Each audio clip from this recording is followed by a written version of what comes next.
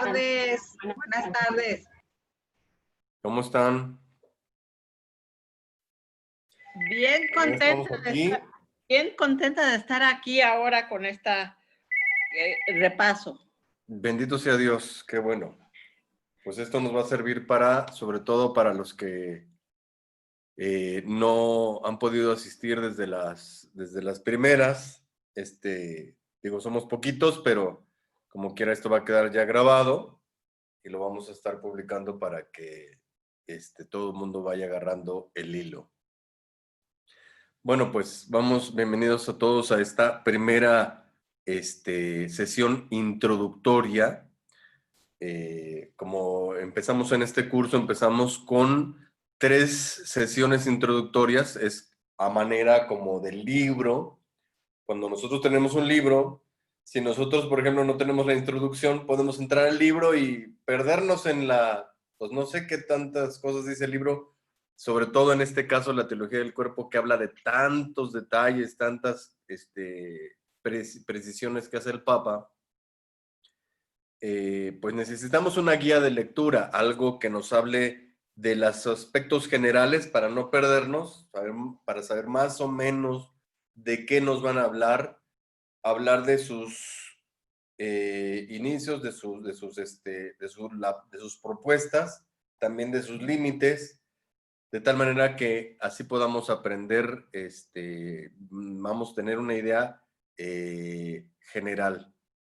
Entonces, van a ser 3 sesiones introductorias, ¿verdad? En esta sesión hablaremos de los aspectos generales, pero en las siguientes 2, en realidad la teología del cuerpo se divide en 2.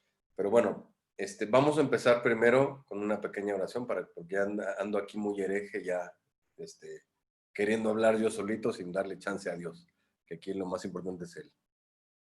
En el nombre del Padre, del Hijo y del Espíritu Santo. Amén. Señor Dios Todopoderoso, te damos gracias en esta tarde por permitirnos reunirnos en tu nombre, permitirnos discernir y profundizar sobre la teología que nos regaló el Papa San Juan Pablo II, la teología del cuerpo. Te pedimos que esta teología nos permita profundizar en el regalo hermoso que Dios nos ha dado al habernos creado a su imagen y semejanza, hombre y mujer, y que nos permita potenciar este regalo y así llevar al mundo una renovada ola de nueva evangelización, una ola de vida, de amor y de santidad. Por Jesucristo nuestro Señor. Amén. Bueno, pues bienvenidos todos a esta primera sesión de introducción. Entonces, vamos a ir viendo, como les decía, aspectos generales y vamos a tener una visión general. Les decía que entonces la teología del cuerpo se divide en 2, pero nosotros vamos a dividir estas sesiones de introducción primero con esta sesión con visiones generales, y en la segunda sesión veremos la primera parte de la teología del cuerpo y en la tercera la segunda parte. ¿Estamos? Ok, entonces ahora sí, sin más introducciones, vamos a ver. Algunos, ya que ya han estado en las otras sesiones, pues tendrán una idea, digo, van a ver que se van a repetir ideas, pero en realidad, ¿cómo se llama? Caray. Ahí estás. Sí ven, ¿verdad? Ahí está. Ok. No, por esto no. Espérate. Estoy en el final. Ahí está. Ahora sí. Bueno, ahí está nuestro Santo Padre, el Papa San Juan Pablo II, autor de la Teología del Cuerpo. San Juan Pablo II. Muy bien. ¿Qué es la teología del cuerpo? ¿Y por qué es tan importante? Vamos a responder a estas dos preguntas. ¿Qué es primero? Bueno, la teología del cuerpo es el primer proyecto catequético del Papa San Juan Pablo II en sus audiencias generales de los miércoles. Ustedes saben que todos los papas tienen las audiencias generales de los miércoles en la aula Paulo VI. Y en esas audiencias los papas dan catequesis. Entonces, este es el primer proyecto catequético que el Papa, ¿verdad?, empezó a través de estas audiencias. Es un corpus que lo forman 129 charlas, de esas primeras charlas de esos miércoles. Se le llama Teología del Cuerpo. El Papa la había escrito antes, pero vio que ese era el momento tal vez coyuntural para poder sacarlo a la luz, ¿no? Sacar a la luz la teología del cuerpo. Así que son esas primeras 129 charlas los miércoles. ¿Y en qué consisten? Aquí vamos a ver por qué es tan importante la teología del cuerpo. Bueno, pues es una reflexión bíblica sobre el significado de la corporeidad, el deseo sexual y el amor marital. Entonces podríamos pensar, bueno, pues es para el matrimonio, para los casados, son como casi como charlas prematrimoniales, ¿no? Pero en realidad es muy importante que entendamos que esto no solamente es para los casados. De hecho, aquí la teología del cuerpo apunta a otras cosas, no nada más al matrimonio, ¿verdad? Ahí está toda la gente. En realidad, lo que vamos a aprender es obviamente importante con relación al matrimonio. Claro, sí tiene su importancia con relación al matrimonio. Sin embargo, es igualmente esencial para la comprensión del hombre, de la humanidad en general, y para la autocomprensión de su papel en el mundo. ¿Sí? Es decir, digamos que esto de la teología del cuerpo, ¿para quién es? Pues es para el presidente de la República, para López Obrador y con todo que sea masón, es para el presidente Trump, es para Putin, es para el de China, aunque sea comunista, no importa, es para los musulmanes. En otras palabras, la teología del cuerpo es para todo el que tenga cuerpo, todo el que tenga cuerpo. Así que finalmente es para tutti frutti, para todos. Así que nosotros tenemos que hacernos una pregunta en cuanto a la teología del cuerpo. Y de hecho, como seres humanos, siempre tenemos inquietudes, sobre todo a nivel existencial. Nos preguntamos sobre el universo, sobre nuestra propia existencia, sobre el sentido de la vida. Pero antes de preguntarnos sobre el sentido de la vida, antes de preguntarnos sobre el universo, hay dos preguntas que tenemos que hacer. La pregunta más importante que te puedes hacer como persona no es una pregunta simplemente sobre tu identidad como ser humano, o sea, pues, ¿quién es el ser humano? Sino la pregunta más importante que debes hacerte acerca de tu identidad como persona humana es esta. Fíjate, ¿qué significa ser hombre? ¿Y qué significa ser mujer? Es decir, los hombres, los varones, no es tan importante que nos preguntemos si somos seres humanos o nuestra misión como seres humanos, sino, a ver, yo soy hombre. ¿Por qué soy hombre? ¿Qué significa que yo sea hombre?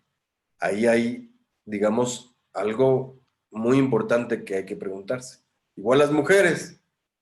Sí, las mujeres son seres humanos como los hombres, pero son diferentes a los hombres. Esa diferencia tiene una gran pregunta. Propósito. ¿Por qué? ¿Por qué las mujeres? ¿Por qué los hombres? ¿Sí? A ver, espera un tantito.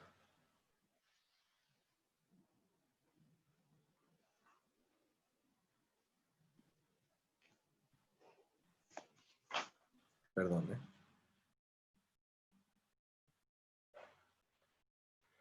Porque estas preguntas acerca del hombre o de la mujer tienen una conexión muy importante con esas otras preguntas que había mencionado, esas preguntas existenciales. Uno se pregunta sobre, bueno, ¿por qué existo? ¿Para qué estoy? ¿Para qué vivo?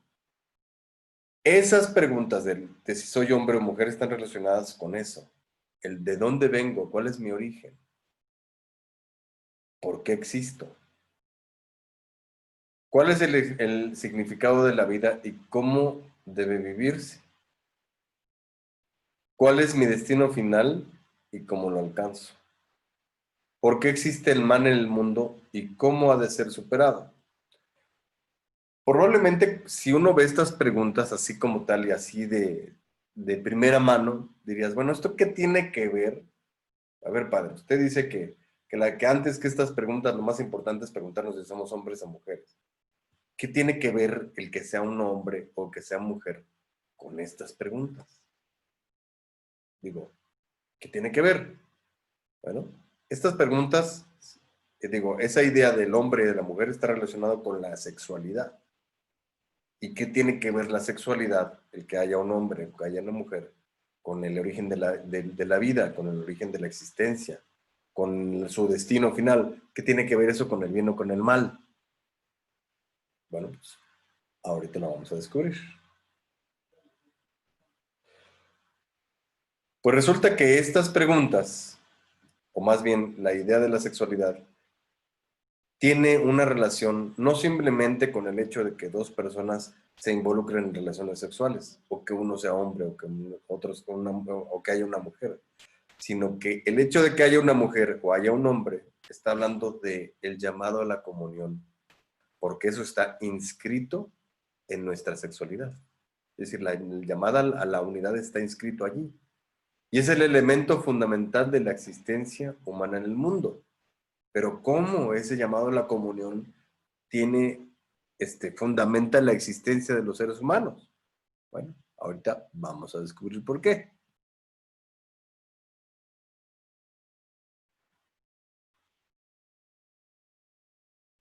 Resulta que en nuestra cultura hoy, ¿sí? Hay un contraste, ¿sí?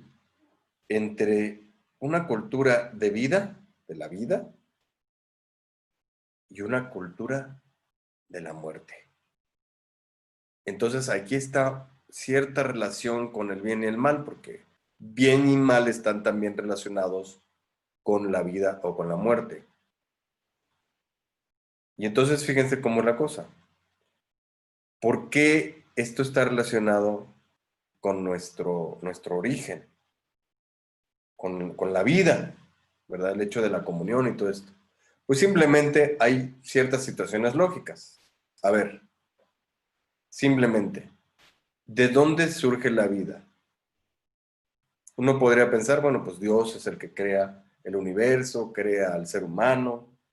Ahí empieza, en Dios empieza la vida, ¿no? Dios es el creador. Claro, pero después creó al hombre y a la mujer y de ahí, a partir del hombre y la mujer que Dios había creado, empieza un proceso en el cual solamente los seres humanos creados por Dios nacen. ¿Por qué? Pues porque Adán y Eva y porque dos personas, hombre y mujer, tienen relaciones sexuales. Entonces, fíjense, uno podría pensar, bueno, a ver, se dice, ¿cuál es el origen de la sociedad? ¿Cuál es la célula fundamental de la sociedad? La familia. Eso está claro. Bueno, ¿y de dónde surge la familia? Pues la familia surge empieza porque hay un hombre y una mujer y ellos se casan, ¿verdad? Pero finalmente, ¿qué es lo que hace que la familia continúe? Pues simple y sencillamente, que dos personas tengan sexo. Y entonces tú ponte a pensar, todo lo que existe, que haya personas que construyan casas, que haya personas que gobiernen los lugares, que haya personas que corran la economía, que hayan personas que construyan, que haya personas que, no sé, que haya zapateros, que haya carpinteros, que haya personas que inventan coches, etcétera. Todo lo que nos rodea, finalmente, ¿quién lo mueve? Pues los seres humanos. ¿De dónde vienen los seres humanos? Pues de las relaciones sexuales. Entonces vean ustedes que esto tiene tal trascendencia que ustedes pónganse a pensar. Si yo, por ejemplo, agarrara a mi familia y introdujera, por ejemplo, un acto conceptivo en alguna de las generaciones de mi familia, ¿qué pasaría? Pues simplemente, probablemente yo no existiría. El mundo sería totalmente diferente.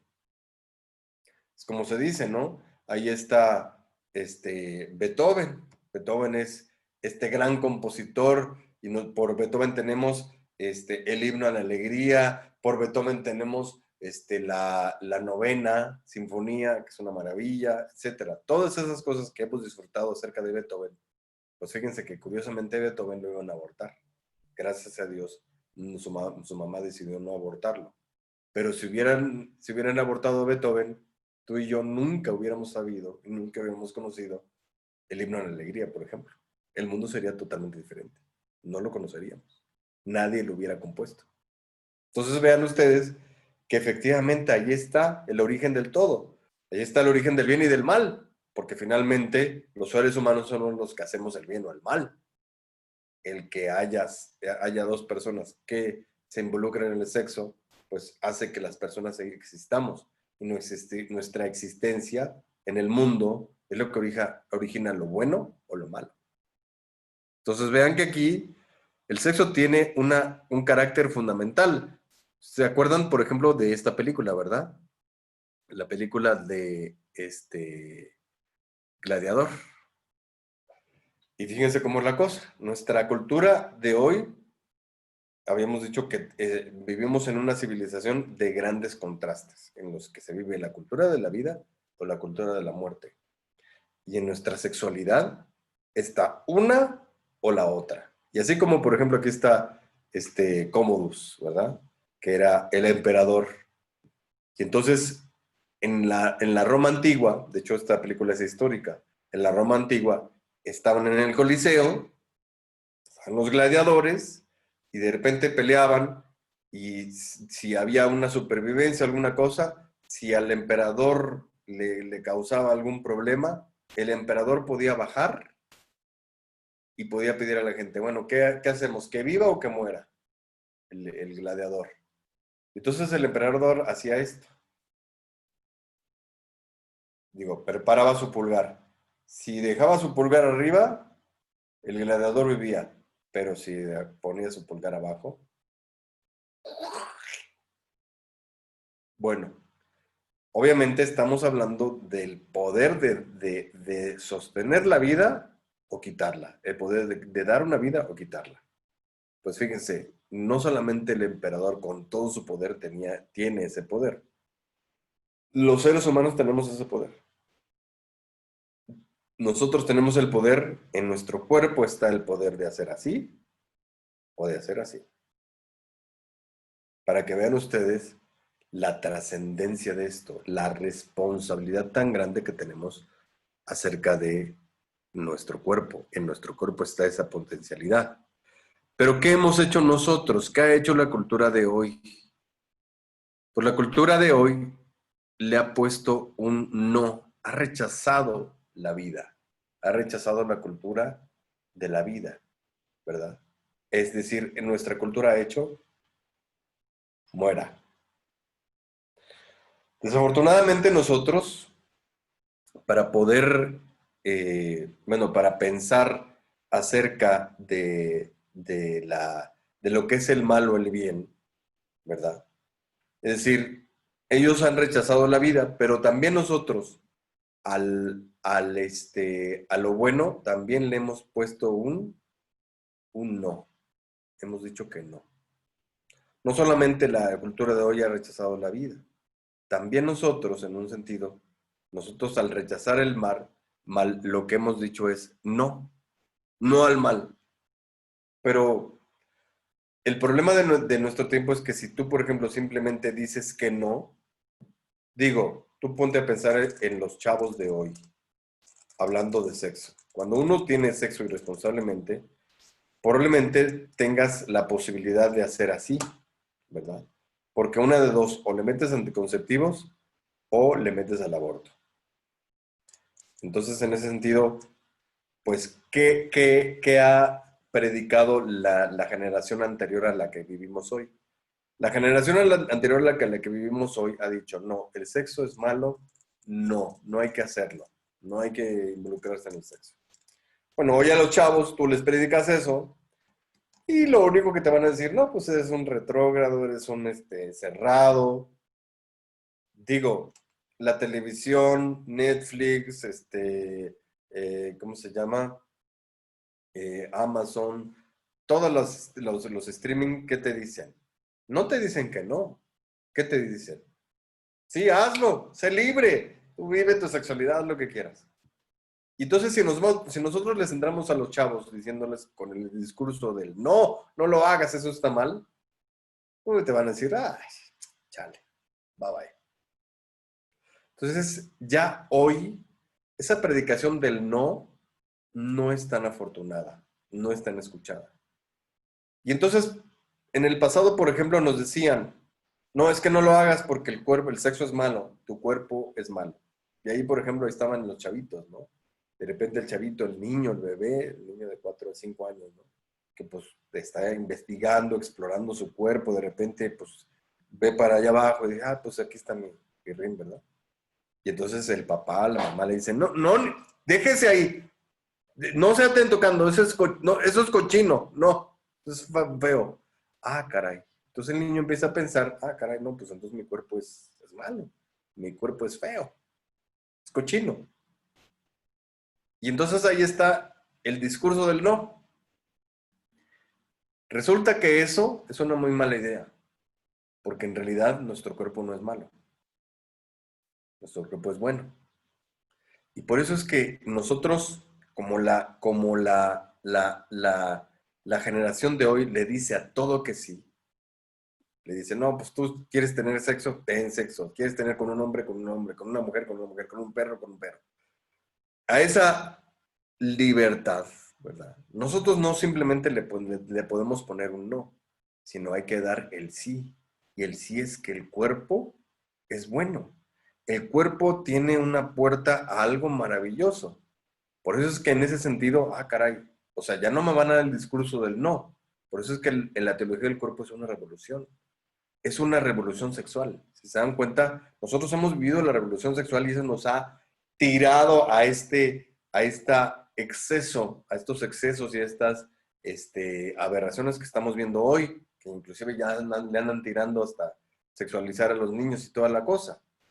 Bueno, es que en realidad, por ejemplo, pensar en la sexualización de los niños, es que sí, los niños son sexuados, pero aquí en nuestro cuerpo hay un mensaje bellísimo acerca de la sexualidad.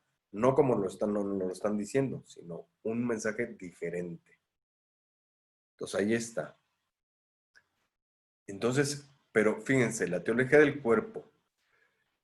Resulta que ya el nombrecito, teología del cuerpo, es un nombre medio extraño, ¿no? Porque bueno, primero ya vimos, si el cuerpo es bueno, no es pecaminoso. Sin embargo, digo, a ver, cuando nosotros hablamos de teología se refiere a algo divino, a algo invisible, a algo sagrado, ¿no? Teos quiere decir Dios, logos quiere decir el estudio, teología quiere decir el estudio de Dios. Entonces estamos hablando de algo sublime, algo elevadísimo, ¿verdad? Pero entonces, ¿cómo algo elevado puede estar relacionado con el cuerpo? Porque sí, podemos decir, bueno, el cuerpo no es malo, está bien, pero a ver, el cuerpo, tú ves el cuerpo y nada, pues este cuerpo duele, mira, aquí ya me dio comezón, ahí aparece aquí en la foto, pues que de repente el cuerpo, ¿verdad? Y de repente uno, perdón que lo diga, ¿no? Que de repente se echa uno sus gases, ¿no? Y cómo esta cosa así que suda, que duele, que uno va al baño, puede relacionarse con algo tan sublime como Dios, con una teología teología del cuerpo, qué cosa tan rara. Bueno. De hecho, por ejemplo, ahí está esa idea, ¿no? Es una idea que no es cristiana. Es una idea pitagórica, es una idea platónica. La idea de que tenemos un cuerpo y un alma. Y decimos, ¿no? El cuerpo es malo, el cuerpo es pecaminoso, el cuerpo es sudoroso, el cuerpo es así. Y en cambio el alma es buena, el alma es santa, el alma es sublime, ¿no?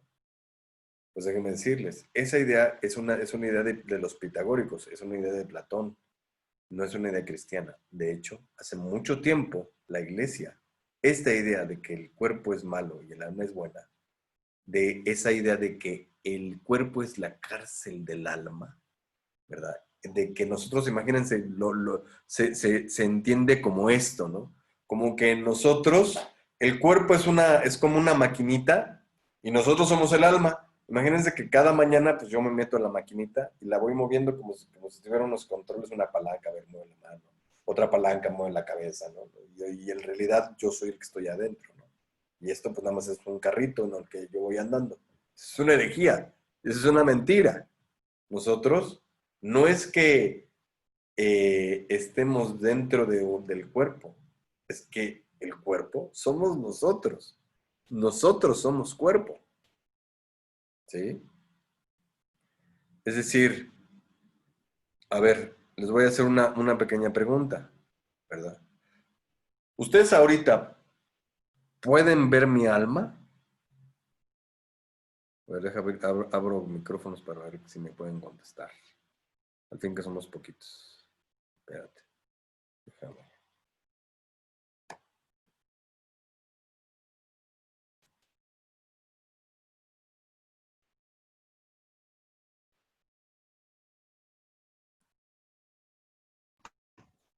A ver, contéstenme. ¿Ustedes ahorita, en este momento, pueden ver mi alma? No, ¿No? no. A ver, pongan atención. A ver, No, padre, no. a ver. No, concéntrense, a ver. No, ¿No? no, ¿Cómo? ¿Qué tengo Sí, apagada la cámara o qué? no. sí, sí. Entonces, Sí, sí, Yo digo padre. que sí. Se puede Yo ver creo que sí se por puede la ver. intención, ¿sí se puede ver? No, Yo digo que por sí. su intención de ayudar. Yo creo que sí. Pues yo quiero decirles que yo ahorita estoy viendo el alma de Carolina. Estoy viendo el alma, a ver, aquí de Betty. Las otras no tienen abierta la cámara, así que no les puedo ver el alma. A ver. Bueno, por lo menos aquí la de Carolina estoy viendo el alma, y la de Betty también, y la de Lisette también le estoy viendo el alma. Uno podría decir, digo, esto se siente así como que, ¿cómo, padre? Qué pena, ¿no? No me esté viendo, por favor, ¿no? Bueno, pues, ¿qué creen? Que ustedes también ahorita me están viendo el alma. Alma. ¿Saben por qué? Les voy a explicar por qué. Resulta que el cuerpo es la forma visible de tu alma. ¿Tú quieres saber cómo es tu alma? Vete al espejo. Ahí está tu alma. Así se ve tu alma. ¿Se entiende? Sí. Entonces, a ver, espérate. Ah, caray, eso está medio curioso. Porque entonces resulta que este cuerpo así, como lo vemos, o sea, que esto que es visible, expresa algo invisible. ¿Es el coexistir del cuerpo con el alma? No, no. Es que tu cuerpo manifiesta físicamente tu alma. Se dice que nosotros somos espíritus encarnados. No es que el cuerpo, sigo, ok, hay una diferencia entre el cuerpo y alma, sí. Pero tu cuerpo no es que sea un agregado cultural, así como, bueno, pues ya el cuerpo. No. El cuerpo es una manifestación física de tu alma. ¿Sí?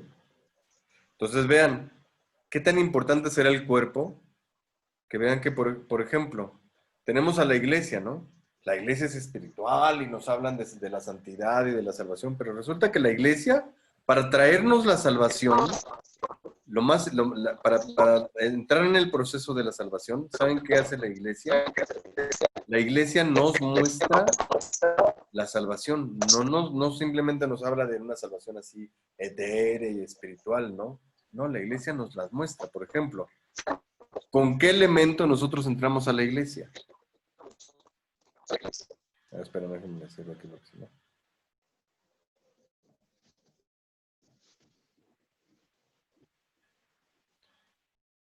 A ver, ¿con qué elemento entramos nosotros a la iglesia?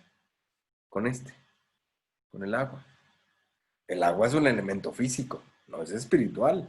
Fíjate qué curioso. Entramos a un templo espiritual a través de un elemento físico, que es el agua, el bautismo.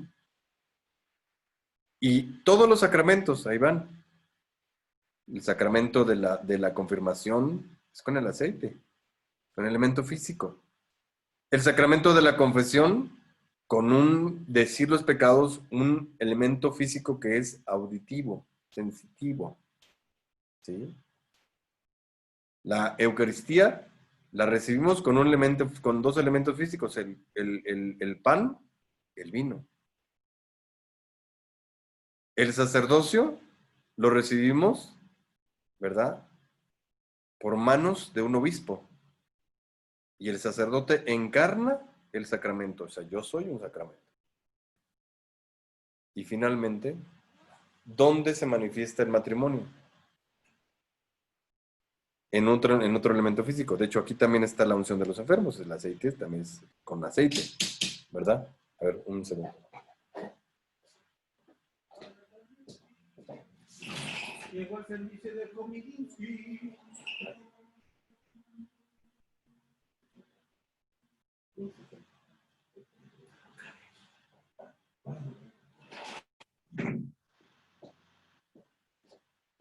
Perdón.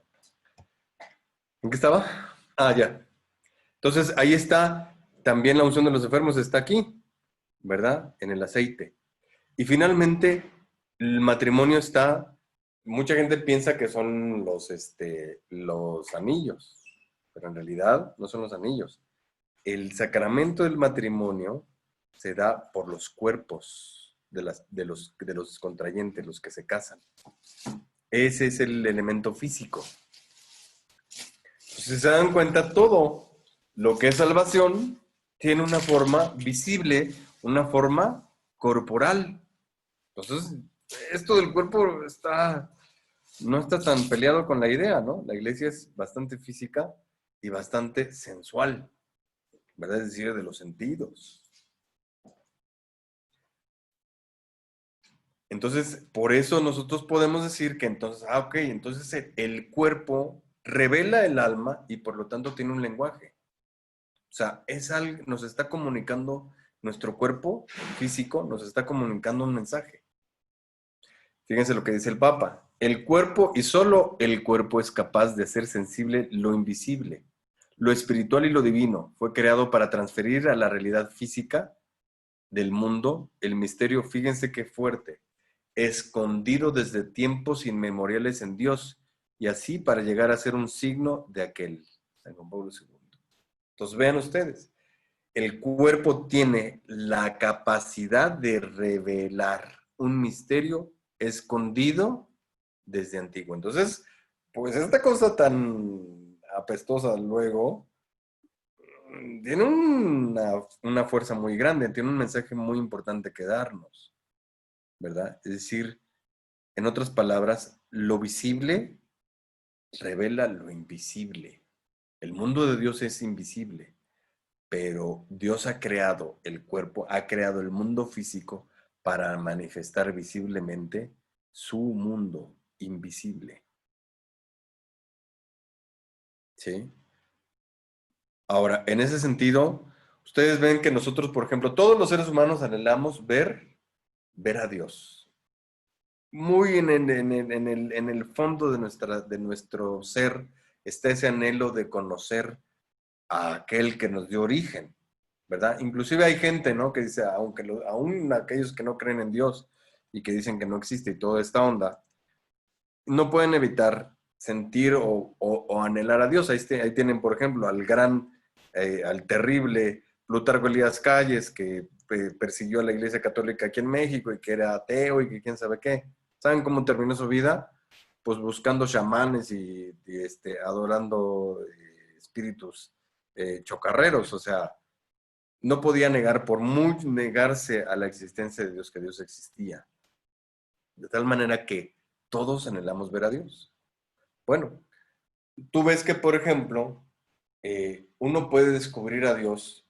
Digo, hay una espiritualidad en la que, bueno, tú tratas de cerrar los ojos y tratas de entrar en tu interior y tratar de meditar y de tratar de descubrir a Dios en la oscuridad, en la oración, etcétera, en la meditación. Pero luego hay un autor que se los recomiendo mucho que se llama José María Cabo de Villa, que escribe un libro que se llama Orar con las cosas. Y entonces él va diciendo que en este libro va tomando diversos elementos físicos y va meditando sobre ellos y va descubriendo al Dios que está oculto en cada elemento físico. Tú ves, por ejemplo, y eso es una verdad, muchas veces autores, por ejemplo, un gran pintor como por ejemplo Van Gogh, como por ejemplo Dalí, son grandes pintores, ¿no? Si tú agarraras a Van Gogh y lo pusieras a pintar un paisaje, y agarraras a este Dalí y le dijeras, mira, a ver, píntate este mismo paisaje, que a los dos ahí pintando, ¿no? Seguramente al terminar tú verías dos cuadros, aunque del mismo paisaje, totalmente diferentes. Porque aquí se aplica el dicho, ¿no? Todo se parece a su dueño. Y de hecho en Dalí, por ejemplo, es una cosa muy clara, ¿no? Muy fuerte. Porque tú ves, no sé si ustedes conozcan a Dalí en sus fotos. Dalí tiene esos bigotes largotes, ¿no? Y Dalí era surrealista. Entonces sus cuadros son como sueños. Una cosa así, una caricatura de la realidad. Muy, muy, muy especiales. Y prácticamente tú ves un cuadro de Dalí y tú ves a Dalí físicamente y hazte cuenta que la foto de Dalí es como si fuera uno de sus cuadros. O sea, es muy parecido. De hecho, hay una anécdota que le ponen a Dalí que estaba bien loco, ¿no? Entonces de repente le dicen, maestro, ¿y qué es la belleza? Y sale Dalí acostado en un colchón y se destapa y está desnudo. Y a la cámara le dice, la belleza soy yo. O sea, estaba loquísimo. Y así son sus cuadros. Inclusive, hablando de locuras, porque los dos estaban locos, también Van Gogh llegó a estar loco. Pues resulta que Van Gogh, que se arrancó la oreja, ¿verdad? Él era impresionista. Entonces pintaba sus cuadros y él desarrolló una enfermedad que se llama esquizofrenia. Bueno, resulta que muchos investigadores, muchos psicólogos han analizado los cuadros de Van Gogh y han descubierto cómo la esquizofrenia que iba avanzando en la cabeza de Van Gogh también se veía reflejada en sus cuadros, que iban perdiendo forma e iban ganando color. Cosa bien curiosa. Bueno, pues pensando en esta analogía, pensemos en la creación. Tú ves el mundo y tú ves que igualmente hay mucha huella de lo creado, en lo creado de Dios. Tú ves un amanecer, dices, qué belleza, qué maravilla. Ves, por ejemplo, los animales, las plantas, los eventos naturales, y todo tiene un orden, todo tiene un porqué, todo tiene un propósito, todo tiene un sentido. De hecho, Santo Tomás de Aquino, tratando de probar la existencia de Dios, él escribe en su Suma Teológica las 5 pruebas o las 5 vías para descubrir la existencia de Dios, y entre ellas va expresando, ¿no? Por ejemplo, cómo él puede descubrir que Dios existe porque las criaturas siempre tienden a algo más perfecto, siempre tienen una tendencia. Entonces, en eso ves tú descubres que efectivamente en la creación tú puedes descubrir a Dios. Sin embargo, fíjense bien, aunque lo puedes descubrir, pero no puedes reducir a Dios a la creación. Es decir, yo no puedo decir que el árbol sea Dios, ¿no? Como los panteístas. Puedo ver el árbol y descubrir a Dios ahí, pero el árbol no es Dios. Y entonces, sí hay, aunque cierta semejanza, también hay una grandísima desemejanza de Dios con su creación, porque finalmente Dios es infinito, Dios es perfecto, y la creación es finita, es imperfecta, etc. O sea, Dios, trasciende toda idea. Sin embargo, hay cosas que se parecen más a Dios y hay cosas que se parecen menos dentro de lo que vemos en el mundo. Bueno, pues lo que más se parece, lo que más se parece, es el hombre y la mujer, creados a su imagen y semejanza. Y esa imagen y semejanza está puesta en el cuerpo del hombre y de la mujer. La imagen y semejanza del hombre y de la mujer está en sus cuerpos. Y entonces, ese anhelo que nosotros tenemos de ver a Dios, digamos que la forma más pormenorizada, la forma más parecida de descubrir a Dios es en el hombre y la mujer, creados a su imagen y semejanza. Es en el cuerpo del hombre y la mujer. Además de que finalmente resulta que si nosotros pensamos en Dios, pues es un ser espiritual y todo eso, pero resulta que Dios, nada más y nada menos que se encarnó, se hizo hombre, como uno de nosotros. O sea, tomó un cuerpo. O sea, porque Jesús tuvo un cuerpo. No era espiritual, no fue un espíritu chocarrero. No. De hecho, inclusive acuérdense en la resurrección.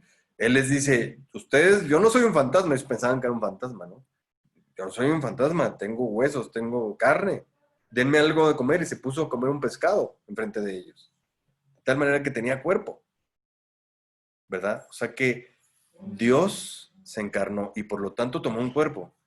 Aquí es donde dice el Papa, en la encarnación el cuerpo ha entrado por la puerta principal porque es Dios mismo, nada más y nada menos, y por eso es que verdaderamente sí, esto es teología del cuerpo. El cuerpo puede ser teológico, un lugar teológico, un lugar donde Dios se manifiesta. Entonces, en ese sentido, fíjense lo que es Jesucristo. Jesucristo es el rostro humano de Dios, así dice el Concilio Vaticano II, la Gaudium et Spes, dice, Jesucristo es el rostro humano de Dios. Nosotros podemos descubrir a Dios humanamente en Jesucristo. Pero aquí viene algo muy fuerte. Y también es el rostro divino del hombre. También el concilio dice que Jesucristo revela el hombre al hombre. Entonces, es decir, nosotros tenemos el cuerpo humano, expresa mucho, y la persona humana, creado imagen y semejanza de Dios, expresa mucho de lo divino. Entonces vean ustedes, ¿qué es lo que estamos descubriendo? Estamos descubriendo que nuestro cuerpo, este ser físico, refleja nuestra alma, nuestra parte invisible, la hace visible, pero también refleja a Dios mismo. ¡Qué fuerte! Así que en ese sentido, la imagen matrimonial, si ustedes se dan cuenta, cuando decimos que lo más parecido a Dios es el hombre y la mujer, eso es algo que la misma revelación, la Biblia, utiliza.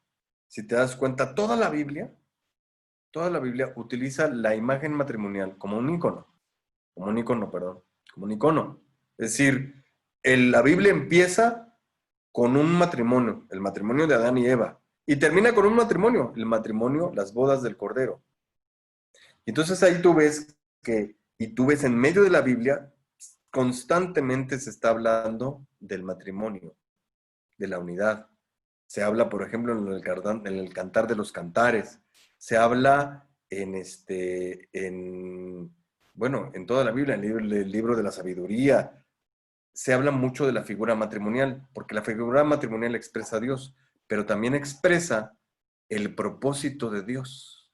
O sea, no simplemente son los cuerpos, sino esa unidad que los cuerpos expresan.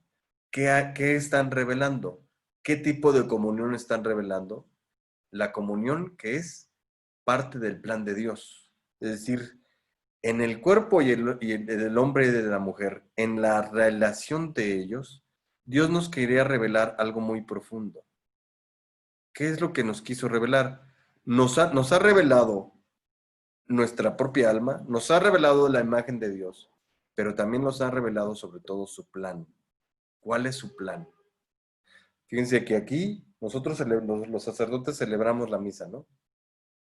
Bueno, en la misa se dice, en las imágenes de la Biblia, se dice que Dios es el esposo. Inclusive se habla de Jesús como el esposo. Y nosotros, la iglesia, somos la esposa.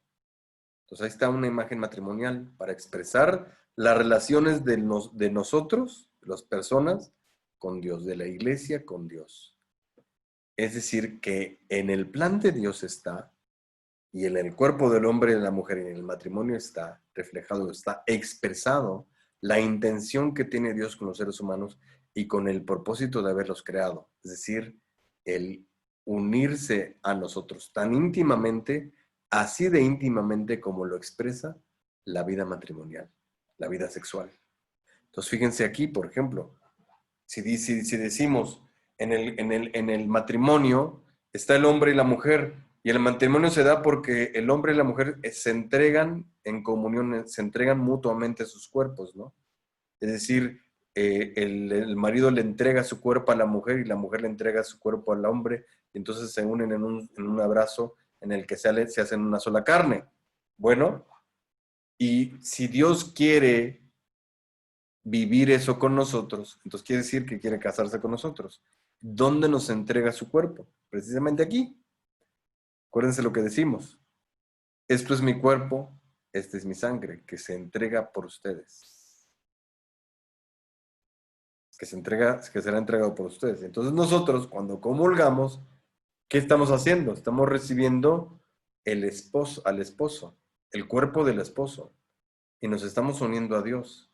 Y Dios se está uniendo con nosotros. Y nos hacemos literalmente una sola carne. Entonces vean ustedes todo lo que expresa el matrimonio, todo lo que expresa el cuerpo del hombre y la mujer, todo lo que expresa el que Dios nos haya creado a su imagen y semejanza.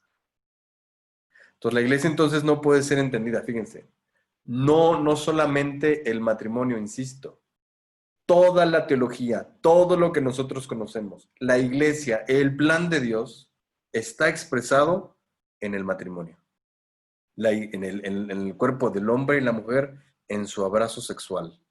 La iglesia entonces no puede ser entendida a menos que tengamos en mente el gran misterio expresado en la unión de una sola carne del matrimonio y la familia, dice San Juan Pablo II. Y vean ustedes, aquí está el origen de la vida. Ya decíamos que en el sexo se origina toda vida humana, pero también se origina la vida del universo, porque el universo existe por el ser humano. Imagínate que hubiera una obra de teatro sin actores, nada más el puro escenario. ¿Tendría sentido una obra de teatro así? No tendría sentido, pues como para qué, o sea, ¿a dónde va esto? ¿Cuál es el hilo conductor? ¿Cuál es la historia? Nada más la escenografía, pues, ¿qué caso tiene? Los actores son los que le dan sentido a todo lo que uno ve detrás. Bueno, pues así el ser humano, en el cuerpo del hombre y la mujer, está expresado su lugar en la creación, su lugar en el mundo, el lugar que da origen a la vida de otros seres humanos. Pero esos seres humanos además se expresan corporalmente, más bien se expresan espiritualmente de manera corpórea. Y al mismo tiempo expresan a Dios mismo y expresan el plan de Dios. Hombre y mujer. Imagen y semejanza de Dios. ¿Sigamos entendiendo? Ahora bien, cuando nosotros hablamos de sexo, inmediatamente sexo así como que parece que nos están jalando las patillas, ¿no? Así, ay, ¿cómo que sexo, no? Y lo vemos, ay, qué feo, así como cochino, puerco, cerdo, ¿no? Pero hay que redimir nosotros, hay que reconcebir la palabra sexo. Inclusive, por ejemplo, el Papa Benedicto XVI habla de eros, del amor como eros. Y cuando nosotros escuchamos eros, ya pensamos erótico, ay, guácala, no, cochino, hay pornografía, pensamos inmediatamente. Pero el eros no es eso, el eros es una forma de expresar el amor. Entonces tenemos que ir entendiendo realmente cuál es el sentido de estas cosas. Por eso es que nuestra generación hoy confunde las cosas, ¿no? Dios es trascendente, ¿sí? Y nosotros estamos aquí. La idea es expresar que el sexo tiene una conexión con la trascendencia. Esa es la idea. Y entonces tenemos un mensaje, insisto, que no está diciendo que no, sino está diciendo que un sí, pero enorme, enormísimo. Es decir, tú al niño, no, al joven no le vas a decir, ay, es que yo quiero tener sexo. No, no, no, no, no, no, no le vas a decir, no, no tengas sexo. No, sí ten, pero ten verdaderamente aquel sexo que te conecte con Dios, que exprese todo el misterio. ¿Sí? Porque nuestra generación precisamente, fíjense cómo está, fíjense el engaño. Imagínense que yo, por ejemplo, yo tengo aquí un billete de $100, ¿no? Este billete de $100 lo meto en mi bolsillo, ¿no? Y aquí tengo un billete de 100 pesos, lo meto en el otro bolsillo. Y yo te dijera, oye, a ver, elige uno de los dos billetes, ¿cuál quieres? Pregunta tonta, ¿verdad? Elegirías el de $100, obvio, obvio, ¿no? Parece obvio, pero resulta que, ¿saben qué están haciendo hoy los jóvenes? En vez de elegir el de $100, eligen el de 100 pesos. ¿Sí? Los han convencido de que el de 100 pesos es el que vale y no el de $100. Y eso es lo que nosotros tenemos que hacer. Porque cuando nosotros, por ejemplo, vemos ay, no, el sexo, corremos hacia el otro lado y decimos, no, hacia el otro extremo, no, no lo hagas, no. No se trata de no hacerlo, se trata de que no elijas el de 100 pesos, elige el de $100. Porque si estamos diciendo que no, entonces no eliges el de 100 pesos, pero tampoco el de $100. Simplemente te quedas con el no. No se trata de ir correr hacia el otro lado, sino decir un sí, pero un sí grandote. Un sí que nos diga, ¿no? Nos diga, nos conecte con estas preguntas. Entonces, fíjense que el Papa, para poder desarrollar esta teología del cuerpo, se hace dos preguntas. Las preguntas que veíamos en el principio y cómo estas preguntas están conectadas con la sexualidad. ¿Qué significa ser un ser humano? ¿Y cómo puedo alcanzar la felicidad que estoy buscando? ¿Sí? ¿Cómo responde el Papa? Bueno, el Papa responde de esta manera. Habla de 3 etapas del drama humano. La primera etapa es nuestro origen. Se pregunta el Papa de dónde venimos. ¿Sí? Habla del principio. La segunda etapa es nuestra historia. ¿Sí? Es decir, ¿qué pasó después? De que fuimos originados, ¿qué pasó después? En nuestro origen estábamos perfectos, estábamos ideales y todo estaba muy lindo, pero después caímos. ¿Qué fue lo que perdimos y cómo lo perdimos? Esa es nuestra historia. Y la última etapa del drama humano es nuestro destino. ¿Hacia dónde vamos? ¿Sí? Entonces, aquí está el esquema general de la teología del cuerpo. Para que entendamos todo el contexto. Primero se pregunta sobre el origen, sobre nuestra historia y sobre nuestro futuro. Esta podríamos decir que es la estructura total de la teología del cuerpo. Y al final él hace estas dos comparaciones, ¿no? Para poder explicar todo esto, él se asoma a cómo el celibato y la virginidad por el reino, las dos vocaciones, la vocación al celibato, la sacerdotal, la religiosa, y el matrimonio como tal, estas dos vocaciones, son los íconos que nos enseñan todo esto. ¿Sí? Y finalmente, el Papa hace una apología, ¿no? porque finalmente esta podremos decir que es la razón por la cual el Papa escribe la teología del cuerpo, es decir, él trata de que con esto está hablando con la cultura de hoy, una cultura que está abocada al relax, ¿no? Que está abocada al permisivismo, a la falsa libertad, etc. El Papa no responde con un no rotundo, sino responde explicando cuál es el verdadero sí, porque este es el falso sí. Y en realidad, esto en realidad es un no. En el fondo es un no. Es una cultura de muerte, es una cultura de negación. Bueno, el Papa trata de enseñarnos cuál es la cultura de vida con la teología del cuerpo. Bueno, pues eso es a grandes rasgos todo lo que es esto que vamos a estudiar. En la próxima sesión introductoria vamos a ver el origen, ¿verdad? ¿Qué es lo que el Papa nos dice acerca del origen? ¿Sí? Bueno, no sé si haya preguntas hasta aquí.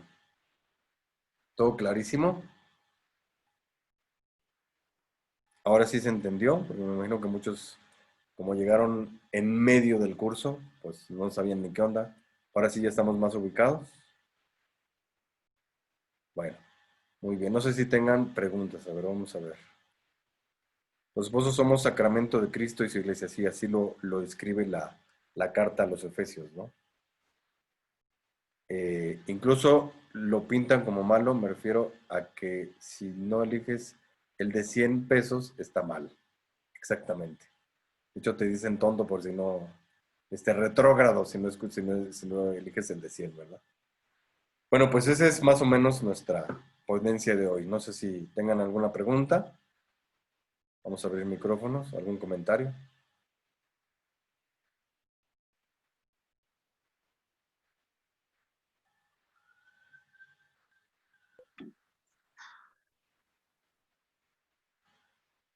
¿Todo clarísimo? Muy bien. Bueno, bendito Dios. Bueno, pues entonces nos veremos. Yo creo que vamos a ir haciendo estas sesiones de introducción para los domingos. ¿Sí? Así a esta hora me parece un buen horario. Y entonces así vamos completando. Yo creo que faltarán, ustedes me dirán, ¿no? Vamos a hacer yo creo, hasta donde tenemos grabado, ¿no? Para que las que ya están grabadas, pues simplemente las vean. ¿Sí? Para que ahora sí ya estén todas grabadas. Muy bien, muchachos. Bueno, pues vamos a hacer una pequeña oración final. En el nombre del Padre, del Hijo, del Espíritu Santo. Amén.